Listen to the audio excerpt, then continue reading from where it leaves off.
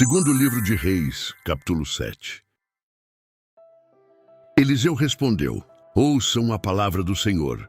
Assim diz o Senhor: amanhã, por volta desta hora, na porta de Samaria, tanto uma medida de farinha como 2 medidas de cevada serão vendidas por uma peça de prata. O oficial, em cujo braço o rei estava se apoiando, disse ao homem de Deus: ainda que o Senhor abrisse as comportas do céu, será que isso poderia acontecer? Mas Eliseu advertiu: você o verá com os próprios olhos, mas não comerá coisa alguma. Havia 4 leprosos junto à porta da cidade. Eles disseram uns aos outros: por que ficar aqui esperando a morte? Se resolvermos entrar na cidade, morreremos de fome, mas se ficarmos aqui, também morreremos. Vamos, pois, ao acampamento dos arameus para nos render. Se eles nos pouparem, viveremos. Se nos matarem, morreremos. Ao anoitecer, eles foram ao acampamento dos arameus.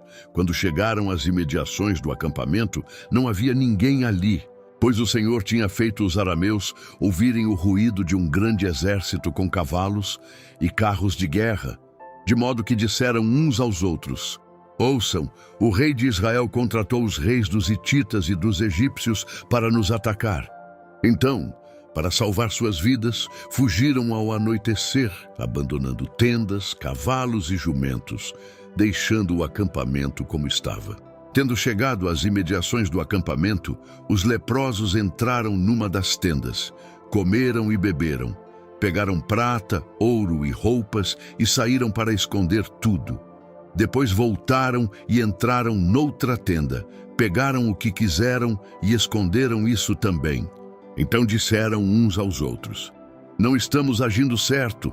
Este é um dia de boas notícias e não podemos ficar calados. Se esperarmos até o amanhecer, seremos castigados. Vamos imediatamente contar tudo no palácio do rei.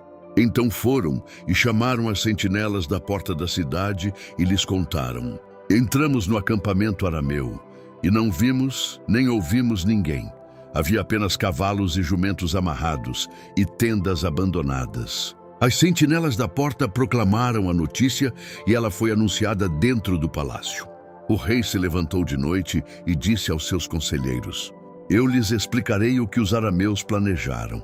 Como sabem que estamos passando fome, deixaram o acampamento e se esconderam no campo pensando: com certeza eles sairão, e então os pegaremos vivos e entraremos na cidade. Um de seus conselheiros respondeu: manda que alguns homens apanhem 5 dos cavalos que restam na cidade.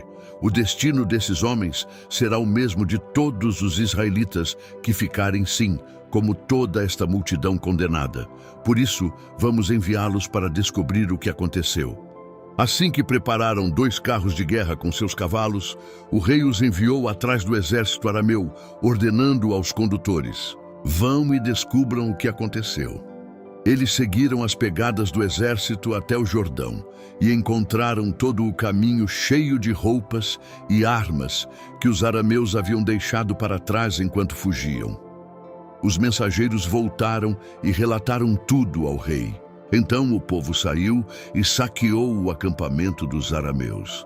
Assim, tanto uma medida de farinha como 2 medidas de cevada passaram a ser vendidas por uma peça de prata, conforme o Senhor tinha dito.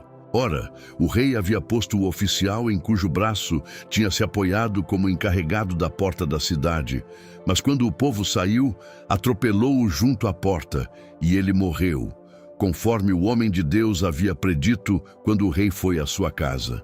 Aconteceu conforme o homem de Deus dissera ao rei: amanhã, por volta desta hora, na porta de Samaria, tanto uma medida de farinha como 2 medidas de cevada serão vendidas por uma peça de prata. O oficial tinha contestado o homem de Deus perguntando: ainda que o Senhor abrisse as comportas do céu, será que isso poderia acontecer? O homem de Deus havia respondido: você verá com os próprios olhos, mas não comerá coisa alguma. E foi exatamente isso que lhe aconteceu, pois o povo o pisoteou junto à porta da cidade e ele morreu.